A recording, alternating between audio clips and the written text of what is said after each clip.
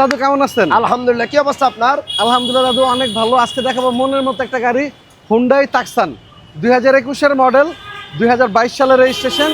এটা হলো bronze colour, metallic bronze colour এবং ফার্স্ট পার্টি ইউজার একটা গাড়ি। এবং এটা কিন্তু একদম বিল্ট ইন আপনার কোরিয়া থেকে প্যাকেট গাড়ি আসছে, যেটা বাংলাদেশে ভেরিয়েন্ট। ওটা দেখবেন এখানে গিয়ার আছে, গিয়ারের লাড্ডু আছে, বাট এটা যা দেখবেন সব টাচ।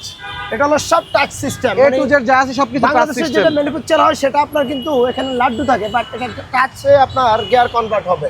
জি, ভিতরে দেখেন দাদু। এবং এই গাড়িগুলো কিন্তু অনেক লাক্সারি গাড়ি। আমরা সানরুফটাও খুলে দেখাবো। এবং চাকাগুলো দেখেন দাদু, একদম নতুনের মতো চাকাগুলা। এবং প্রতিটা পার্ট দেখেন।